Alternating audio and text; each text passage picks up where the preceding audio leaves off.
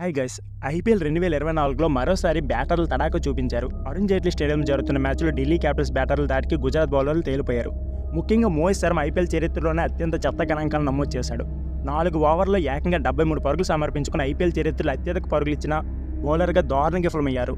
ఇప్పటి వరకు ఈ రికార్డు భారత బౌలర్ బేసిల్ తంపి పేరిట ఉంది. 2018లో సన్ రైజర్స్ తరఫున ఆడిన తంపి రాయల్ ఛాలెంజర్స్ బెంగళూరుపై 70 పరుగులు సమర్పించుకున్నారు.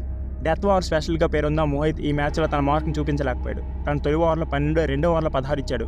ఇక మూడో ఓవర్లో 14 పరుగులు, 4వ ఓవర్ అయిన ఇన్నింగ్స్ చివరి ఓవర్లో ఏకంగా 31 పరుగులు సమర్పించుకున్నారు. ఇక ఈ మ్యాచ్ విషయానికి వస్తే ఢిల్లీ వేదికగా అరుణ్ జైట్లీ స్టేడియంలో జరిగిన ఈ మ్యాచ్లో ఢిల్లీ క్యాపిటల్స్ అదరగొట్టింది. టాప్ ఆర్డర్ విఫలమైన కెప్టెన్ రిషబ్ పంత్ 43 బంతులు 88 పరుగులు చేశారు.